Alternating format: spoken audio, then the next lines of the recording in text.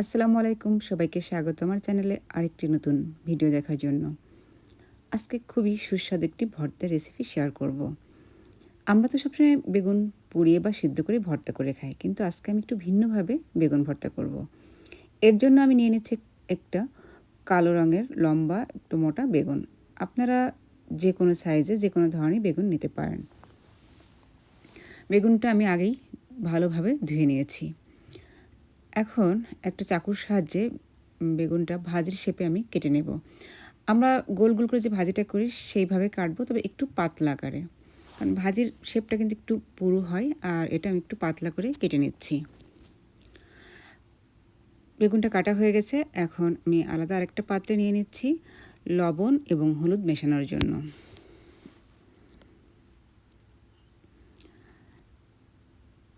খুব বেশি লবণ দেব না, একটু হাতে রেখে লবণ দিচ্ছি, কারণ ভর্তার সময় আমি আবার অ্যাড করব।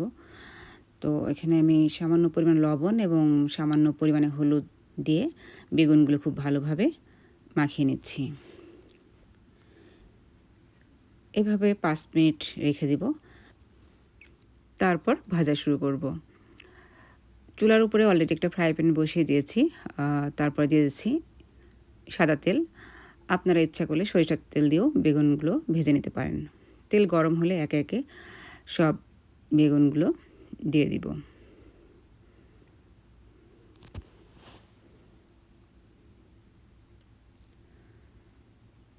এটা কিন্তু খুবই মজার এবং বেশ ঝামেলা ছাড়াই কিন্তু এই বেগুনের ভর্তাটা করে নেওয়া যায়। সবগুলো বেগুন দেওয়া হয়ে গেছে। এখন মিডিয়াম হিটে আমি ভেজে নিব। 1 মিনিট পর আমি বেগুনগুলো উল্টে দিচ্ছি।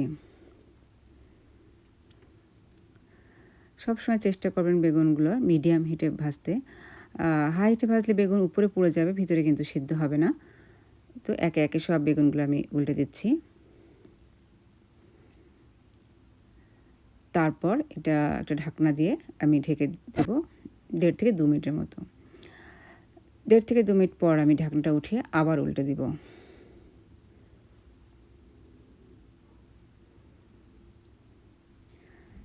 বেশ ঘন ঘন উল্টাতে হবে, যেন এক পাশ বেশি পুড়ে না যায়, সেটা খেয়াল রাখতে হবে।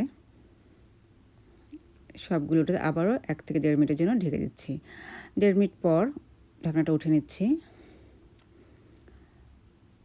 দিয়ে আবার একটু উল্টে দিচ্ছি এবং আমি চেক করে দেখছি বেগুন অলমোস্ট সিদ্ধ হয়ে গেছে। আরও 2-1 মিনিট আমি চুলার পর এটা রেখে দিব। আর ঢাকনা দিয়ে ঢেকে দিব না, এভাবেই ঢাকনা ছাড়াই আরও কয়েক মিনিট বেগুনগুলো একটু ব্রাউন কালার আসা পর্যন্ত ভেজে নিব। ভাজা হয়ে গেছে। এখন এগুলো আমি একটা পাত্রে তুলে নিচ্ছি।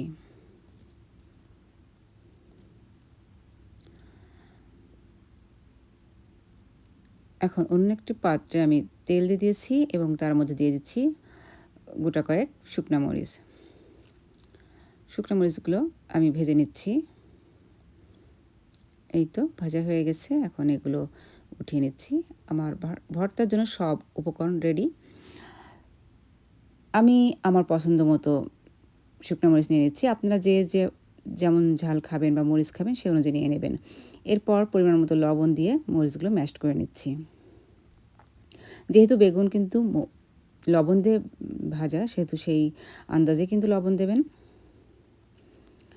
এরপর এর মধ্যে দিয়ে দিচ্ছি একটা বড় সাইজের পেঁয়াজ কুচি।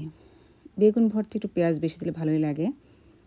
পেঁয়াজগুলো লবণ এবং মরিচের সাথে একটু ম্যাশ করে নিব। তারপর দিয়ে দিচ্ছি সরিষার তেল। তেল দিয়ে আবারও সব উপকরণগুলো ভালোভাবে মেখে নিচ্ছি। এই মরিচ পেঁয়াজটা কিন্তু ভালোভাবে মিক্স করতে হবে, তাহলে এই ভর্তার স্বাদ কিন্তু ভালো আসবে।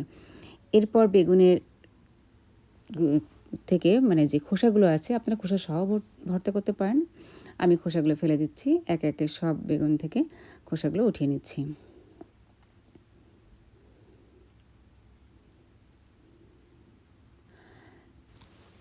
এরপর সব উপকরণগুলো একসাথে ভালোভাবে মেখে নিতে হবে। ভর্তা যত মাখাবেন ততই কিন্তু টেস্ট হবে। যেন ভিতরে কোনো ল্যাম্পস না থাকে সেদিকে খেয়াল রাখতে হবে। খুব মিহি করে এটা ভর্তা করে নিতে হবে। এই যে হয়ে গেল আমার মজাদার বেগুন ভর্তা। ভিউয়ার্স, দেখলেন তো পোড়ানো বা সিদ্ধ করার ঝামেলা ছাড়াই কত সহজেই বেগুন ভর্তা করে ফেললাম। আশা করছি রেসিপিটা আপনাদের কাছে ভালো লাগবে।